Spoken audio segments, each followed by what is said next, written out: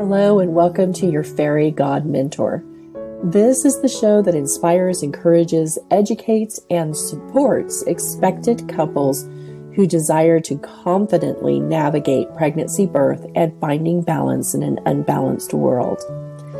I am Angie Taylor, the mother of 9 with 2 degrees in natural health. I'm also a birth insider, knowing the ins and outs of the birth industry and all of the good, the bad, and the ugly. I've worked with expectant couples since 2003 in a variety of roles, including birth educator, birth doula, home birth midwife, breastfeeding support, and life coaching. Sit back and enjoy hearing about all the things you never knew you never knew.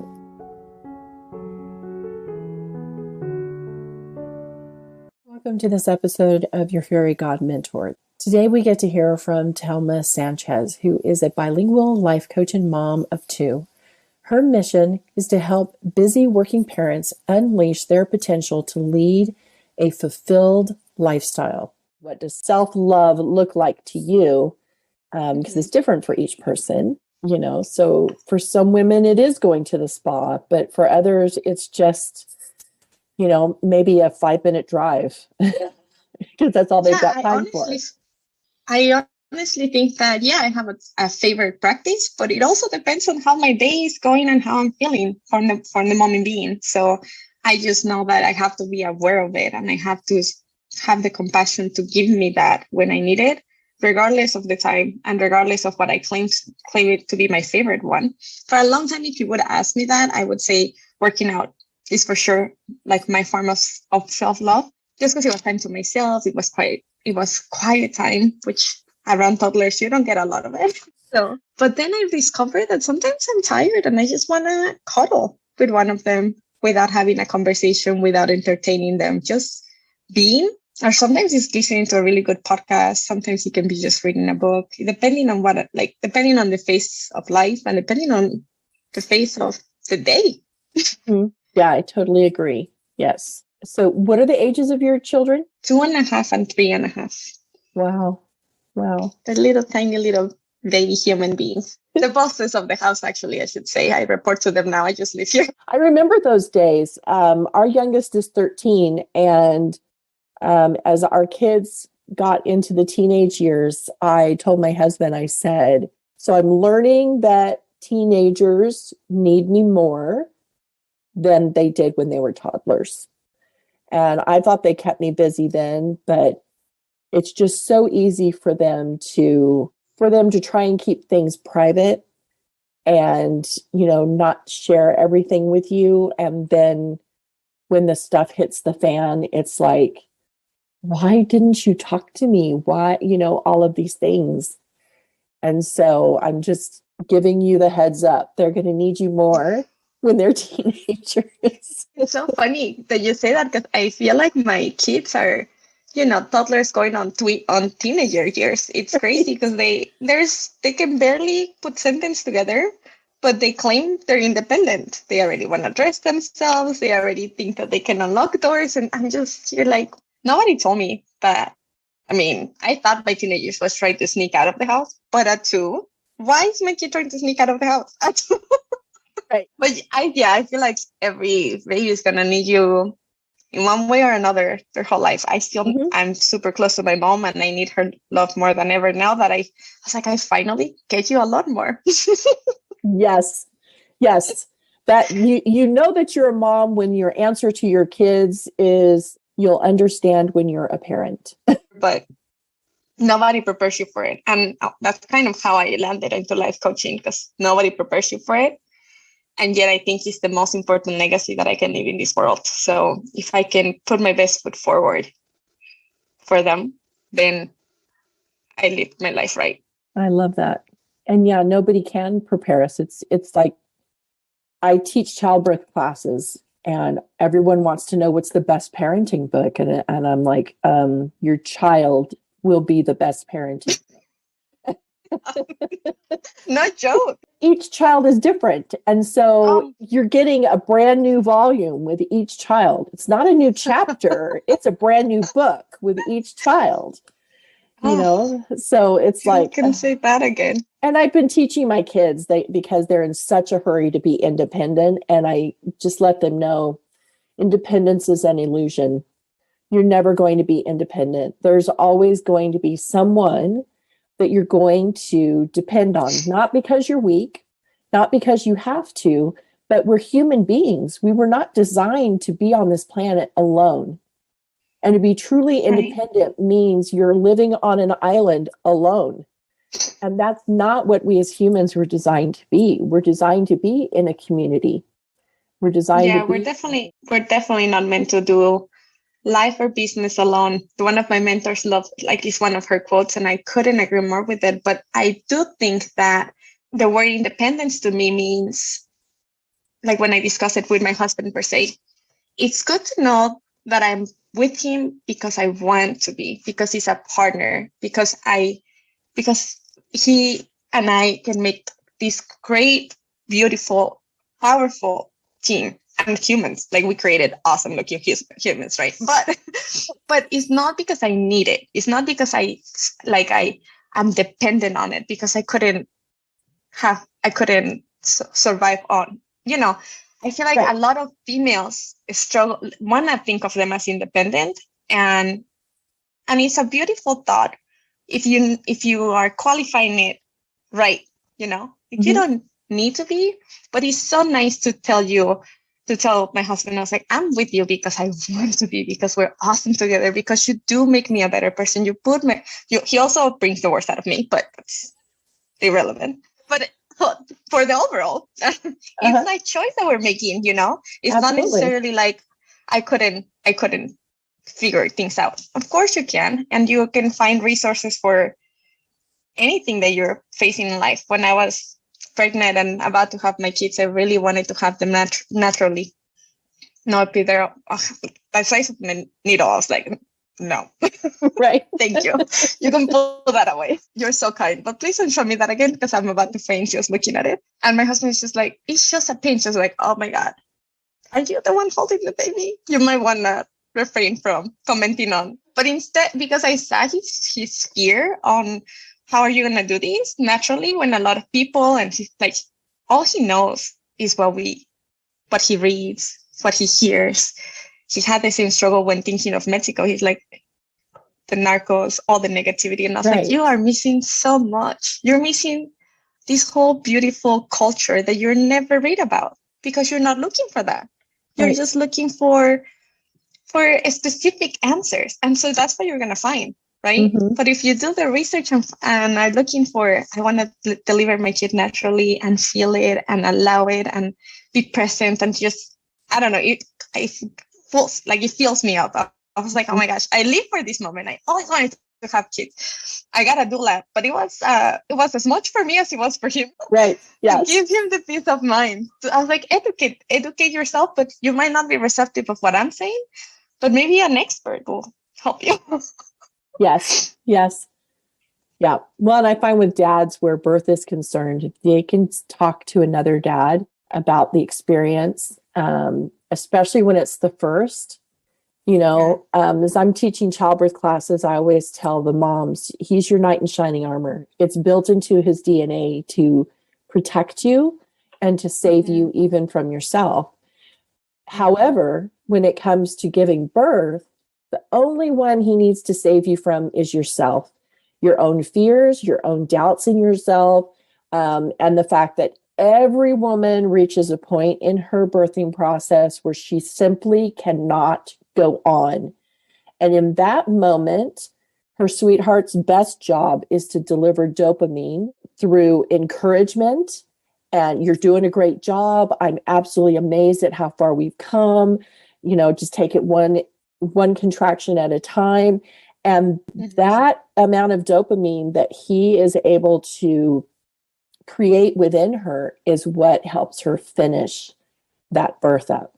Oh, absolutely. Yeah. So yeah, he's got a very important role. But so many men have been taught that their only role is conception and postpartum.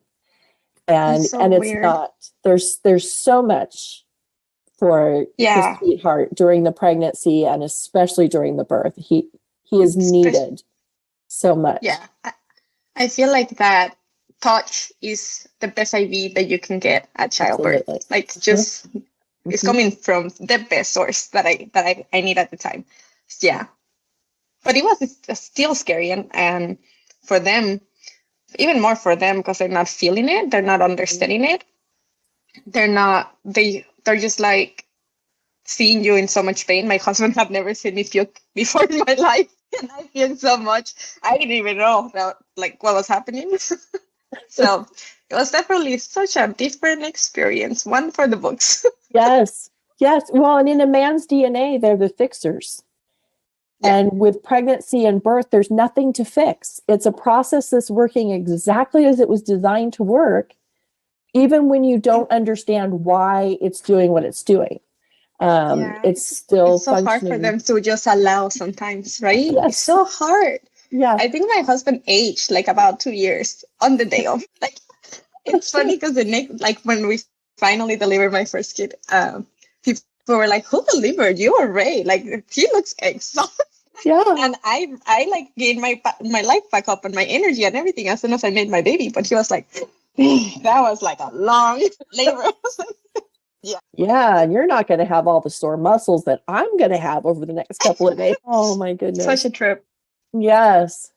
Well, and yes, I do want to talk about the, what you brought up with it's important for us as couples to be in relationships we want to be in instead of in relationships we feel like we need to be in. There's a freedom that comes when you're able to have those conversations with your sweetheart. It was one of the conversations my husband and I had. We're both in our second marriage. And, before we even got married, I remember telling him, we're getting married not because I need to be married. I, was raising 3 kids by myself and doing fine financially. And one of the things that he said to me was one night I had one of the kids had wet their bed and I told him, I said, just go home. I'm just going to change the bed. And he was grabbing the sheets from me and I said, I can do this without you. And he said to me, I want you to know that you no longer have to do this alone. And so that was that having those types of conversations, because I know there are so many women who are married and they feel like they're alone. So it's important to have, I think that's also part of self-love is finding your voice and having those conversations that you're afraid of what's going to come from them, but they're conversations that need to be had between you and your sweetheart. Absolutely. And with yourself. I honestly asking for what you need from yourself and from those around you is so important. And many of us we are afraid of it, or we think that it's gonna be needed, or I shouldn't, because it's assumed. Nothing is assumed because we're so unique. My needs are very specific, and there's no way that I'm going to guess my husband. He is a completely different human. We couldn't be more different. And I know that if I keep guessing, I'm never going to get it right. And honestly, we tried it. We tried when we first got married, figuring things out on our own. And for a while, it worked out. But were we completely in sync? I'm not sure. I'm not sure that we were until we finally sat down and say, what is it that who are you and who do you want to be? And and how can I support that? Like, how can I support that and be what you need me to be? And I was like, okay, I hear you. And hearing with no judgment, right? Because then some of the things that they say, you can be like, oh, you don't feel loved, but I cook for you. I clean the house, like all the things, right? And some of that conversation sometimes is hard to hear. But there's so much power to it. There's so much information that you can gain and you can learn how to love right. Love languages. You can read the 5 love languages. Mm-hmm. I was doing it all wrong and we were still living under the same roof. And for a picture, we looked great. He was in good health. I was in good health. He had a good position. I had a good position.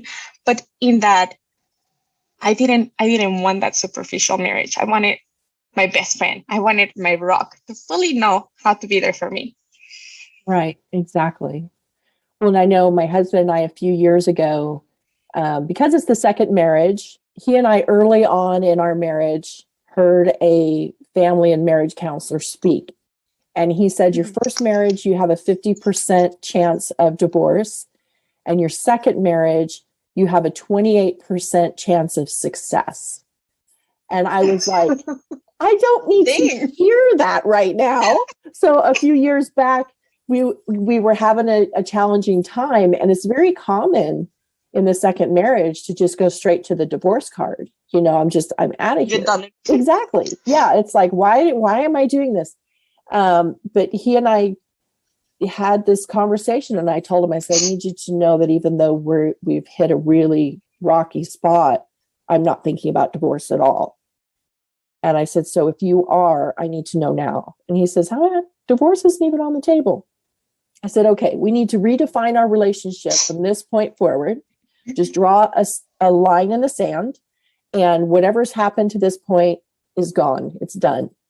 But from this point forward, we need to have conversations as imperfectly as necessary, because we need to have a marriage like Adam and Eve did. There was no competition, and divorce wasn't a thing. So understanding that we're going to have arguments, and we're going to have heated discussions, but we need to keep saying what we're saying until the other one gets it and understands. And I think that that's how a lot of couples are starting to move towards that idea, that we just need to take divorce off the table so that we can feel free having those conversations. Because I think so many couples refuse to have those conversations because they're afraid that their partner's going to bolt on them. And there are deal breakers. There are things that each one of us needs to let the other one know, if you do this, you're out the door. That's something I can't, because I also have to care about myself. There is these things, one or values, more core values, that you step over that line and it's over. But if you don't know what those lines are, if you don't know where those boundaries are, then you're not really in a healthy relationship if you can't have those conversations. Right. So when I first got married, which feels like a lifetime ago, I was so young, and we were so young. We both were so naive and in love. Thank God, we were madly in love. But we went into some classes, and in there they did say you have to talk about your core values, the financial, what the expectations are. And it was awkward. It was very awkward. And we left that conversation thinking, wow, we never really talked about any of these. And some of his answers surprised me, and some of my answers shocked him, and led to that conversation. That thankfully that class was there to guide us and remind us that it's nothing personal. Like it's really not. Like we are who we are based on how we grew up, what we see, what we believe, what we want, right? Mm-hmm. But it did set like a good foundation for our marriage, and then it didn't, because then life happened. Then we were living together, right? So I feel like even we have been gotten divorced, but for a while it was like a card that we would play. I am totally guilty of it. I was just like, I don't necessarily need you because I'm financially stable. I've seen people do it. Like, what's the point of fighting things so hard? And until we realized we were not fighting for each other. We were just fighting against like who's going to dominate the house. Right. The house was never to be dominated by anybody. I don't know why we got confused, right, but we did. And it was for a while the card that we used until we were just like, this is just so draining, and it's not getting us anywhere. We're not solving anything. I'm just resenting you. You're resenting me. We're arguing. We're moving even more apart versus realizing that if we fight for marriage, if we fight for what we both want, the mission that we had when we first got married, when we really felt madly in love and convinced, and what were the reasons, and rediscover each other, right? Because you change, you grow up, you mature, you want different things. And, or you don't want certain other things, or you're just like, I really thought I wanted this, but it's really not big of a deal anymore. Right. I think that, yeah, we have those conversations, and then we became parents, and we didn't know each other for a while. I was a whole hormone madness, trying to figure out who I was as a mom, who I wanted to be. And he's like, what's my job here? Am I just, and I was like, you're still my husband. Like, I still want to date, I know we haven't slept in a month, but yeah, I feel like those conversations need to happen often, especially when you're shifting in phases of life, because you shift as a person. I'm not going to change my husband, but I have changed so much myself that he should probably at least get a warning, the opportunity to know, like, hey, this is me. Nice meeting you. Right. That's exactly it, and I've had conversations with friends and clients, and they're in a different phase in life, and they're just like, I just want to go back to how it was 5 years ago. And I'm like, you're not the same person. You're a completely different person. And so I think over the course of a marriage relationship, you have those times throughout the years where you have to choose, is this new person before me someone I can fall in love with? Because they've changed. So is this someone that I can fall in love with and we can keep going? Or is the way that they're headed totally different than where the direction that I'm headed in? And have your discussions and talk about it. Communication is so important, and not just in that relationship, but also in our relationships with ourselves. Because I think all too often we let that negative self-talk keep us from doing things, and we don't have enough positive conversations with ourselves. I have a picture that every now and then I use as my profile picture on Facebook, and it's a woman in a bathroom, and she's looking at herself in the mirror, and her reflection has reached out and is hugging her.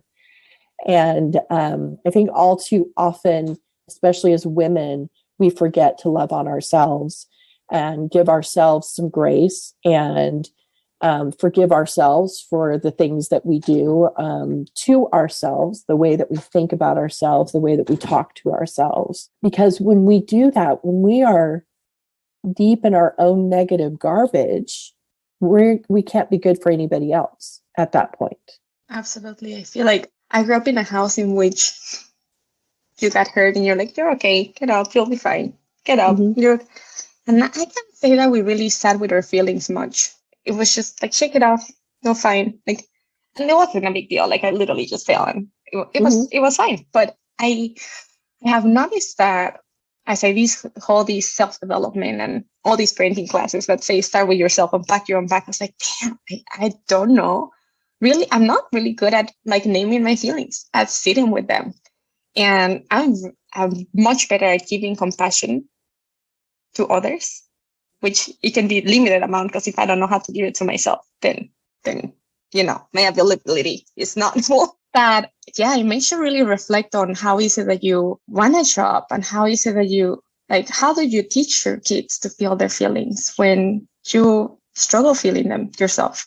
And how do you want to be a role model of self-confidence when you are not necessarily really good at looking at yourself, right? So it's for my kids having like a huge motivation to self-discover, to redefine self-love, and to learn compassion to myself, so I can better show it to everybody that I love.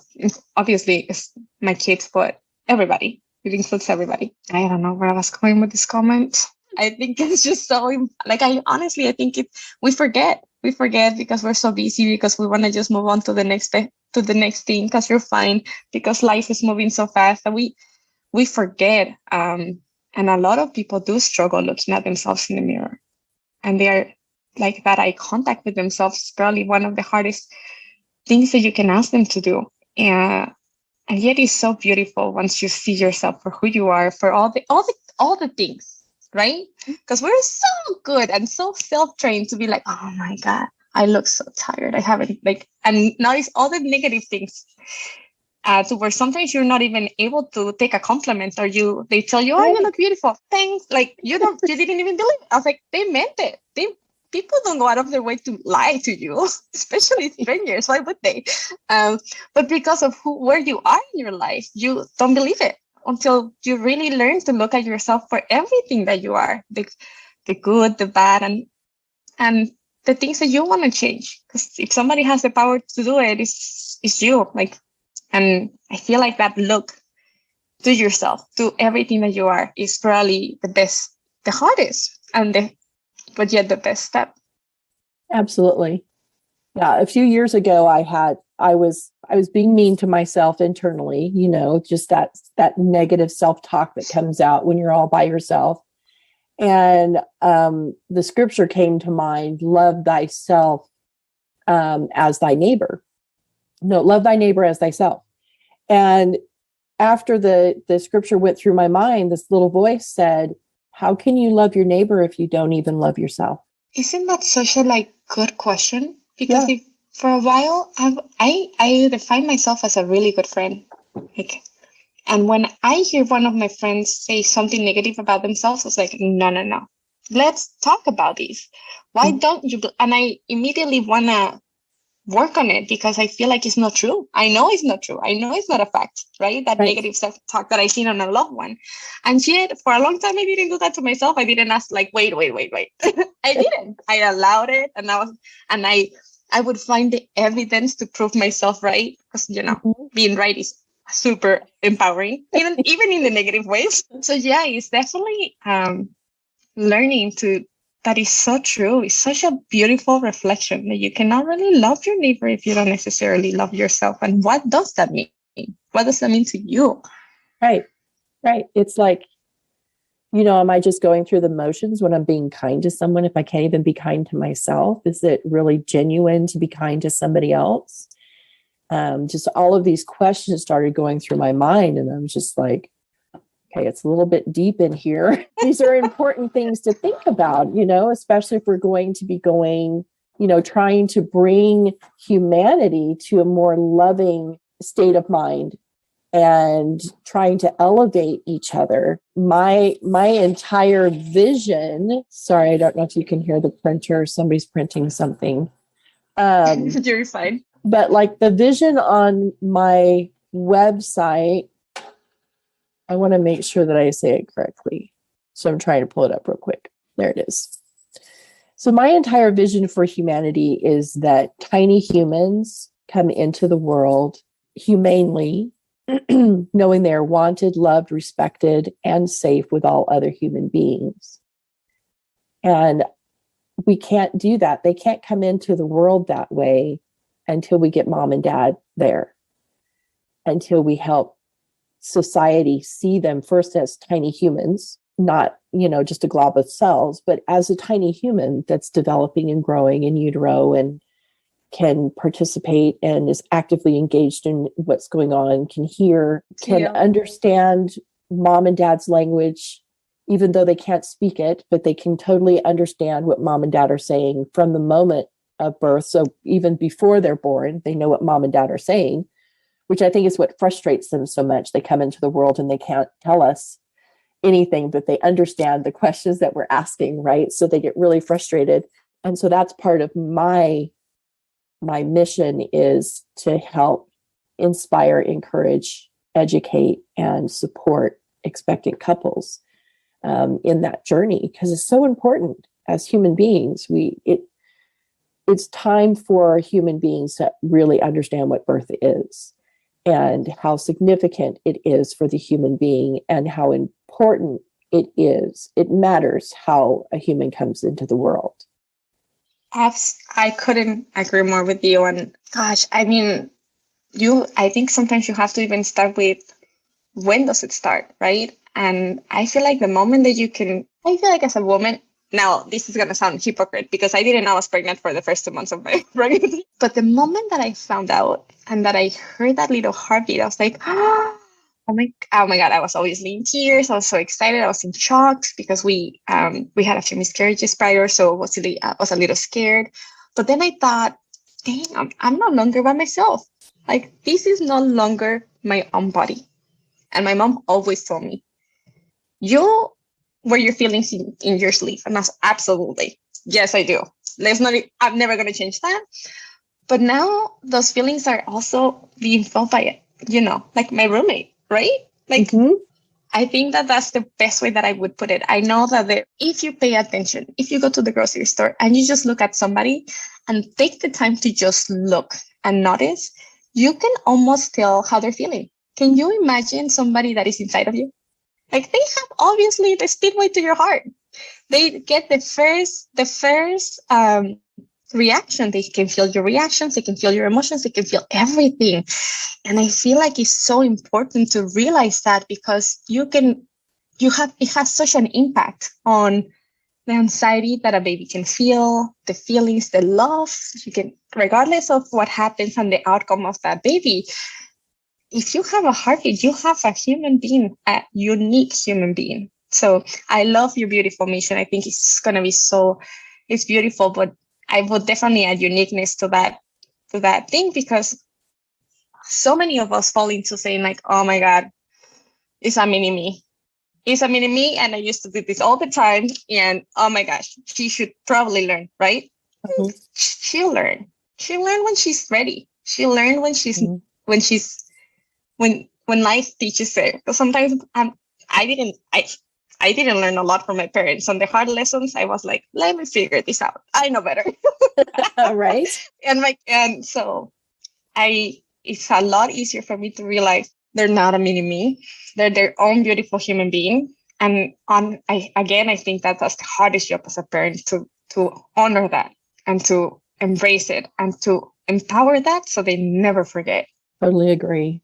Yeah, we have a total of 9, and we have 5 sons and 4 daughters. And of those, we have 5 of our children and a granddaughter living with us right now. And some of our sons over the past few years have given us some challenging conversations that, probably a decade or more ago, we would have been more stern with them. We would have, been more, responded more like the old time parents, but instead, I don't know if it's wisdom or just old age and not really wanting to, not really having the energy anymore. But we would come into our room and we would talk about it. And I was just like, okay, on the one hand, it's really frustrating that they're talking to us like this.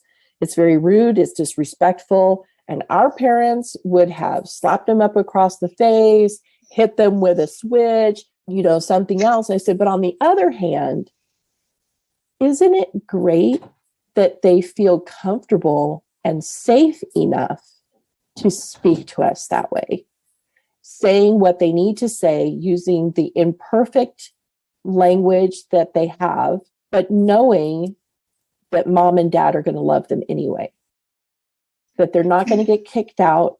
They're not going to, get locked up or any such things as that. They're not going to get beaten. They're not going to be starved or anything such as that, but that they know they can speak their mind, and then we can have the conversation. It's been an interesting past few years, because our older kids would never have spoken to us the way that these younger ones have been.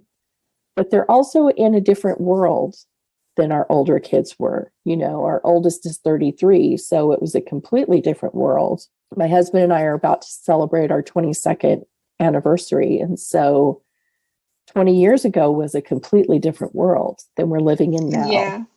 Happy anniversary. It is. So, yeah, so we do need to honor our children and the individuals that they are, and understand that sometimes they're going to speak to us in a way where we feel disrespected, but it's the only words that they know how to use to get their point across. And they're just praying that we hear them with our heart. Yeah, I feel like, my kids can barely speak back, but they do already. And yet I have been triggered. I have been like, oh no, I can't allow this because they'll never respect me. I have found myself sometimes parenting by the ego, by the fear of creating brats. And when I really sit down and reflect on that, I'm not proud of it, but I was parenting with ego because I was afraid that I cannot I cannot allow those. And then I'm like, what is the worst thing that could happen? They felt their feelings. They're frustrated. They can barely use their words. And some of the hardest conversations where I have lost patience and have been rude towards my parents have been the most healing ones, honestly. So yes, I obviously don't mean any disrespect, but at the moment I'm heated up and I'm speaking with passion and I'm just like trying to get something out of me, right? And the fact that I was able to do that, oh my gosh, like it has healed so much.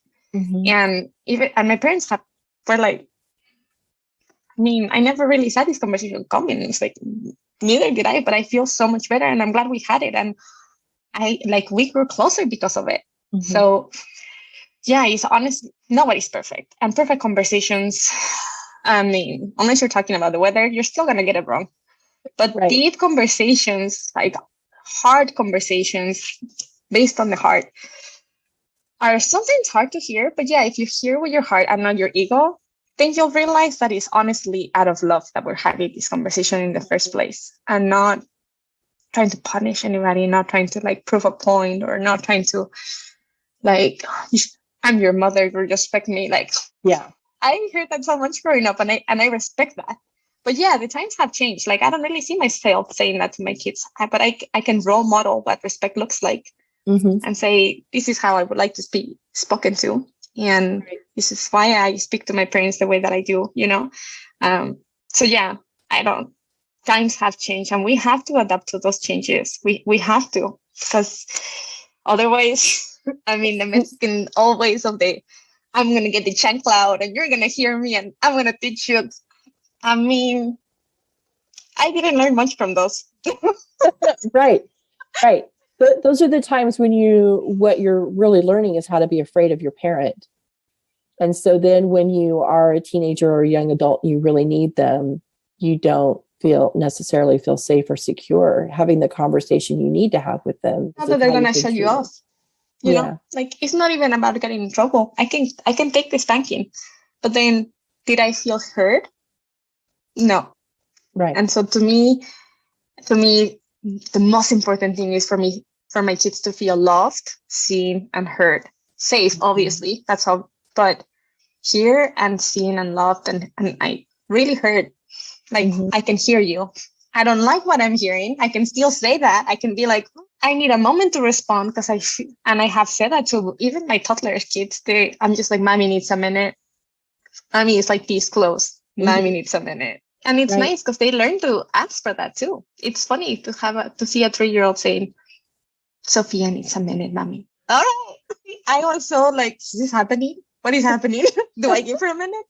And then I was just like, oh my God, I think I can have to dance about this. She's asking for space. That's a huge, beautiful thing that is going to serve her well in life, not just in this household. Right. Exactly. That's right. And so now to help her keep saying that, you know, yeah. So we've been telling our kids, you know, we grew up with parents who were taught that they were to dominate their children, but we've come to learn and understand that we're here to mentor and guide you. So you make your choices and we mentor and guide you through the consequences. We teach you correct principles. And when you live according to those, when you govern yourself according to those, we promise you that life will be simple, but not necessarily easy. It's not that you'll never have a rough spot. But when you do have a rough spot, that's what we're here for, to mentor and guide you through it the best way that we can. And that will always require first gathering all the information. And sometimes gathering that information may mean asking some embarrassing questions. But if you want our help, you're going to have to answer them so that we can truly help you. And honestly, like as parents, and even in some relationships, nobody's going to love a human being more than their own parents. I don't think so. Grandparents are pretty damn close, but nobody's going to love you the way that a parent's going to love you. Nobody. And You might feel embarrassed, you might feel judged, you might feel like they're gonna punish you, but nobody's gonna have your back like your parents and God. If you believe on that, praying is always a huge healing way to put your words together so you can face your parents. But Right. but remembering that and always knowing that it is a safe it's the safest place you can be at. Right. Your home needs to be the safe place to fall, Yeah. It's not the most comfortable sometimes. And like you said, some of those conversations can get really weird. Mm-hmm. I haven't had them with my toddlers, but I can assure you I have had them with my parents. And again, very uncomfortable, but very healing. And for that, we all grew closer, and they also know exactly who I am. They know a lot more of me than their assumptions or their expectations that they had of as parents. And that's so important, just from a mom's perspective. It's frustrating when you discover that you didn't even know who your child was because they weren't having those conversations with you. They were hiding who they truly were because they were afraid that you weren't going to love them anyway. And I think that there's far too many families that have that kind of legacy, and it's time for that to change.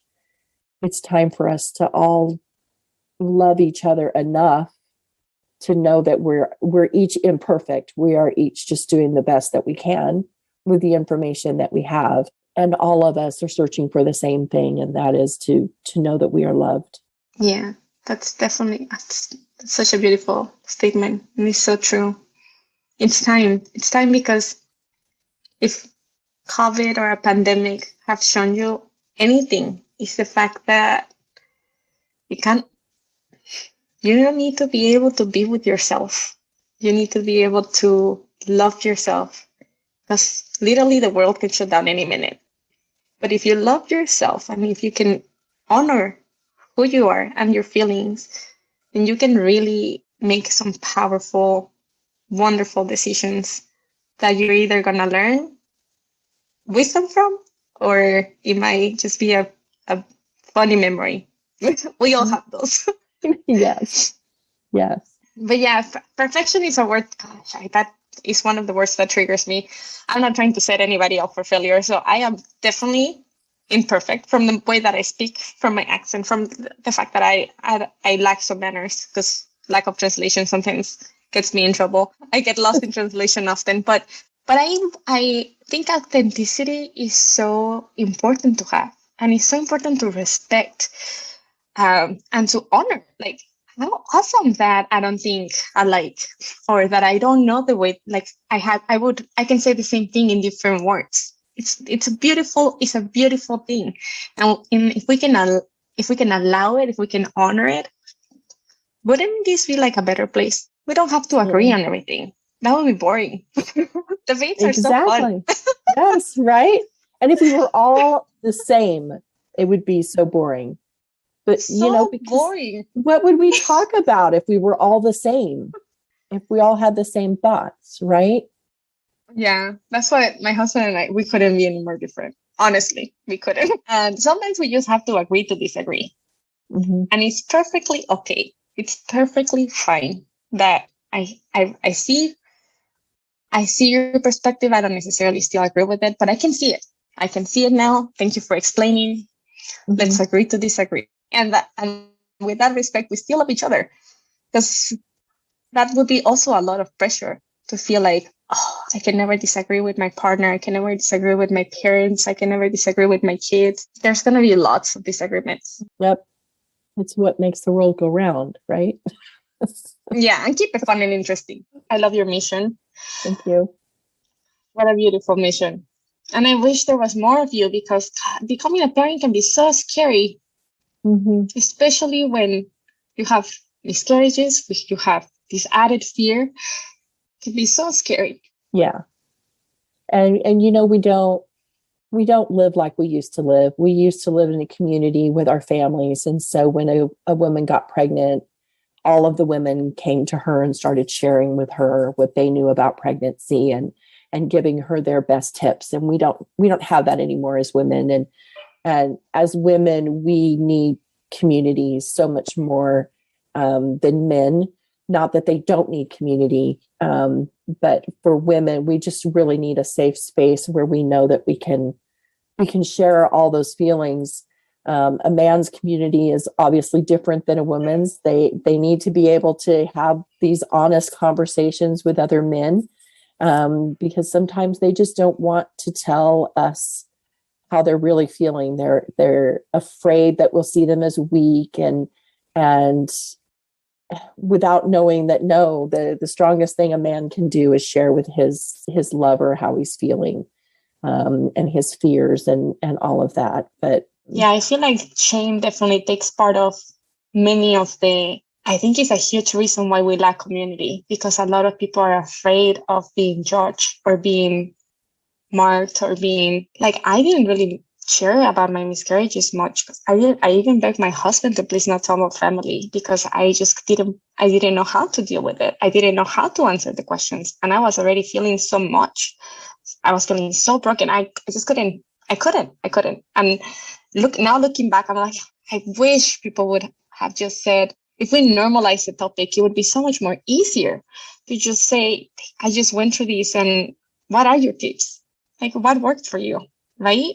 Just like we do with breastfeeding. And yes, thankfully I did have good friends that told me this is how things are going to go down. These are the ugly things that nobody tells you about, that you don't really read in books. Right. So glad and thankful for those friends, because really awful surprises. Like the gymnastics in your lap? There's a lot of those. And we need friends. We need good, honest friends. Yes. For the good and the bad, because you can learn from anything, and you can empathize and feel still loved when you sometimes feel like your body is not loving you back, or all these crazy thoughts that we can run through. But yeah, community is so important, and it's good to have it as females, and it's good to have it. But even if you don't have a community, if you have a partner, then you have a rock. So don't shy away from it. Don't shy away from it, because honestly, you can grow so much from it, so much. And it would suck to do it. Like, hard times are hard, but if you have to do them by yourself, it takes a lot longer. Yes, it does. It absolutely does. Yeah. And I think all too often as women, when we hit that rough patch, we just automatically think I'm just such a horrible person, and, I did it wrong. And most of the time it had nothing to do with what we did or didn't do. It was just the circumstances. It just happened. So I feel for you with the miscarriages. I had 8 pregnancies, followed by more miscarriages than I want to count. And just was like, okay, well, I went from 8 pregnancies and 8 live births to all of this. And it was really hard, but it was important for me to go through that so that I could help feel what other women feel when they go through that. And I know that the number of website searches that I did, just wanting to know what did I do wrong? How did I cause this? And coming to the realization is that my fault? Exactly. But have that realization that there wasn't anything that I did or didn't do. It's actually a design of the body. If it's not a viable pregnancy, the body takes care of it. Isn't that such a blessing? Like, looking back, absolutely. Isn't that such a blessing?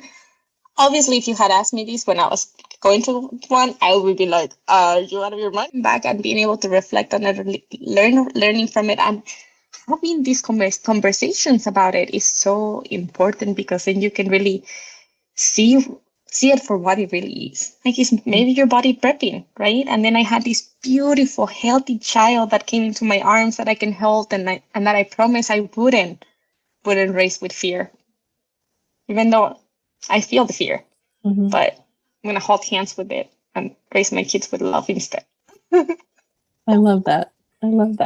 Okay. But honestly, thank you so much for the space. Thank you so much for such a beautiful conversation. I really, really enjoyed it. You're a beautiful soul, and thank you. I really appreciate the space and honest, awesome conversation. Thank you. Well, and is there anything that you have that you would like to offer to the listeners?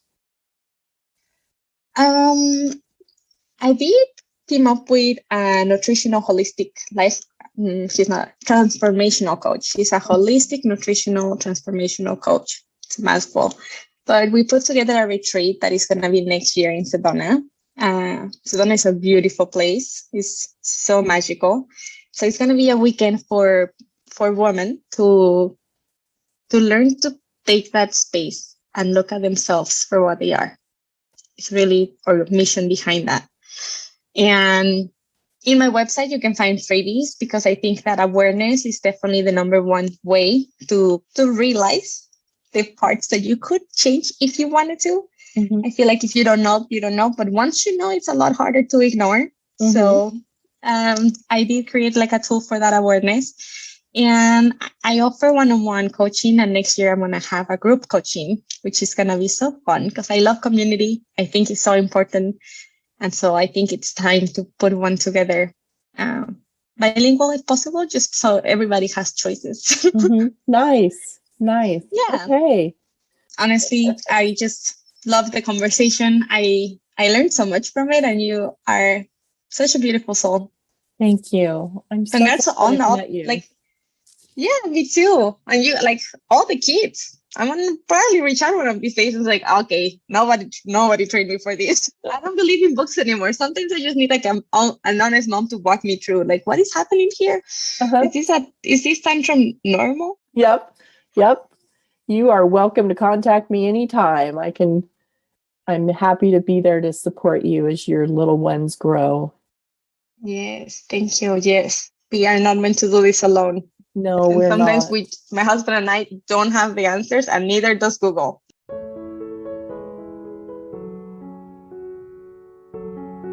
Thank you so much for listening to today's episode. To learn more about me, your fairy god mentor, simply go to AngieTaylorFairyGodMentor.com.